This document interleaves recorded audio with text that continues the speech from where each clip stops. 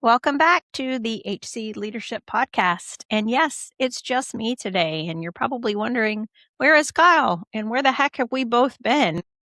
Yeah, and you are right to wonder that. We have taken an unexpected hiatus. We took an unplanned break while Kyle's been dealing with some medical stuff. So we've been praying for him, and we took a step back while he navigated some health stuff. And I wanted to keep the ball rolling and keep the lights on and pop back on here and give you guys an update that we are still here and we do still plan to be out in the podcast world.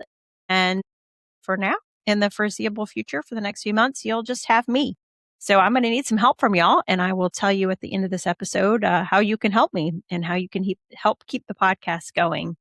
So for now, I wanted to use this as kind of a leadership lesson because it has been for me. Because when the plan goes accordingly and you've got it all mapped out and you're comfortable in that plan, things are easy, right? In leadership. And then sometimes things derail and things go not according to plan. And the person you usually lean on in your leadership world, what do you do when they're not there? So that's kind of where we are right now. So Kyle and I are very used to popping on here and bouncing ideas back and forth off of each other and disagreeing and agreeing on all the leadership things and professional development things out there.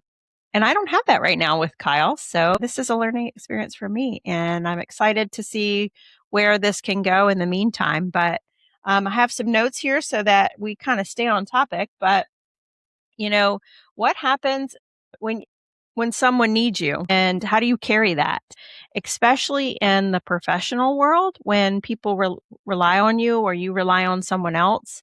Well, how do you react when someone comes to you and says you need to carry the load, right? How do you respond to that? Do you just say, no, let's take a break and we'll pick back up when you're ready? Or do you say, no, I got you and let's keep moving on? Because that is a leadership lesson in itself and a comfort level and a security kind of level there. So that's one thing I've been thinking about lately is, we did take some time off. We took a break and a pause. And I think that was necessary. I think for both of us, we need a little bit of a break. But now it's time to keep moving on and keep doing the things. And Kyle's going to be doing some behind the scenes work in this, which will be a great help for me because I know you guys have heard me talk before about how Kyle is the mastermind in the technology world of this stuff, and I'm usually the talker, as is he. But yeah, so he's going to help us with the production part of this while we keep moving forward. But yeah, what happens to your team when an important person isn't there? And that is a big topic of conversation. And I see this a lot in lots of different organizations. I come from the fire service world, but I see when there's somebody that is really good at what they do and people rely on them, what happens when they're gone? And is there a backup plan in place when that happens? And is there somebody willing to step up and in that role? Is there somebody trained in that role? Are there procedures in place to keep things moving? Because if someone's gone, the bus has to keep moving. And we say a lot in the training division where I work, like, what if I got hit by a bus? Or what if such and such got hit by a bus? Would everyone else know how to pick up that ball and keep it rolling? And the answer has to be yes. You have to be able to keep things going, and it can be different. And I think the most important part for me that I've learned is you have to be willing to say, I'm learning, or this isn't normally my area of responsibility, or normally I have such and such on this project, but I'm going to make this work. I need some grace. And almost always in those situations, if you can approach it from that mindset, and if you can communicate and tell people and not try to hide it, because I think that's where we get into trouble and people get frustrated is, oh, no, I've got this. And it's this kind of aura of, nope, no, there are no gaps here. If that's not your normal area, or you don't normally do it alone, or whatever, there's other things in place that aren't happening, go in there very upfront with, hey, I need some grace on this. I'm going to do my very, very best, and I'm going to navigate this the best way I know how, but I need a little bit of grace.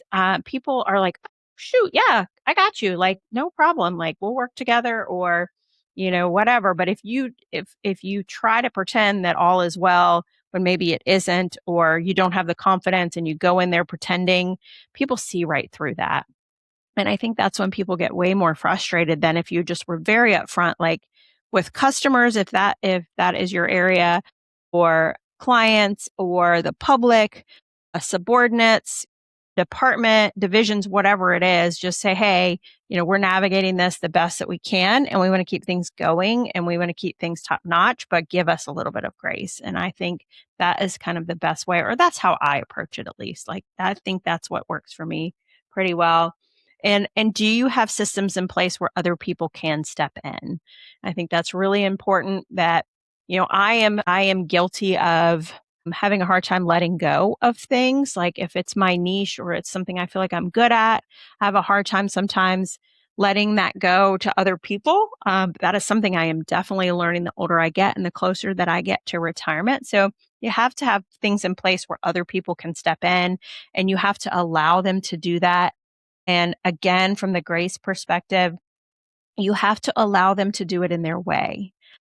If they're going to step in and step up, you have to say, you they're going to do it their way, and it may not be perfect, or it may not be 100% your way, but if they're doing it and they're stepping up, then that is really important. And I really, really want to hit that part home as well, is systems in place for people to step in, and then allowing them to actually do it. I think that's the harder part. Is we all want to say we've got systems in place for people to step up and to take over for us, but like actually allowing them to do it and giving them the reins and passing that over is so, so, so, so hard. And really, I see people, especially very high performing people in all different kinds of leadership roles, feeling like being indispensable is this amazing trait.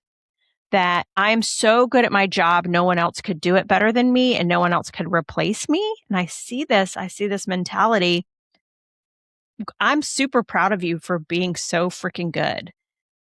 But what does that do to your succession planning, right? What does that do when you do have to take a break? Or what if the unexpected happens and you have to take a break when you haven't prepared for it yet? And what do the people around you do to support that? And so, take a good look at yourself and how you are handling that, because I'm proud of you for being so freaking good at your job that no one else can do it, but then no one else can do it when you're gone, and you have to have some backup plans in place. And the other thing it made me think about today too was, how do you react as a leader when people come to you and need to step away? How do you handle that? Is it may be a sudden thing where, hey, I can't come today to this thing, or hey, I can't come today and present, or hey, I can't come today and teach, or hey, I can't come today and do the sales pitch. Hey, I can't meet with a customer today. I can't take sales calls today. I can't, whatever it is that your position is. If you are the leader and your subordinates are coming to you, or your whoever you're relying on for this thing is coming to you, how do you react to that? Because that says a lot about you as a leader, and about your confidence in your team, and your confidence in you yourself, and the system that you have kind of built, because that is a big deal. And your people need to feel like they can do that, because if they can't, man, that's a tough world to live in. If you were working for an organization or you're working for an individual and you don't feel like, if something happened in my family or my personal life or with my health or whatever it is, and I needed to come and say, hey, I need to step away, or I need to pivot, whatever it is, that's a stressful environment to live in. And I'm very cognizant of, you can't take advantage of that, right? If I am constantly a high performer and I'm doing what I'm supposed to do and I'm showing up when I'm supposed to show up, if I need to ask for some grace, or I need to ask for, to step away for whatever, it it's not, I don't want to say I've earned that, but like, I've proven that I am regularly reliable. If you're doing that all the time and asking for whatever, that's a whole different situation. I'm not talking about that. I'm talking for your high performers that are very reliable and they need to step away. How do you, as a leader, how are you handling that? Are you calm? And even like, what if your whole plan is falling apart? Like, the whole plan you were leaning on, in your leadership model, how do you handle that when stuff like that goes awry? Like, are you calm? Are you, you know, taking it all in? Are you blaming other people? Well, it all fell apart because such and such. Or are you taking some ownership? Kyle and I talk all the time about, the very first thing you should be doing when stuff is going wrong is, at what part of that did I contribute to? What part of that, am I fixing, right? All of it, right? I own it as a leader, but are you calm? Are you blaming other people? And how are you adjusting? How are you pivoting? And how comfortable are your folks bringing you bad news? Are they comfortable bringing you bad news, whether the plan isn't working, they can't show up, they whatever it is?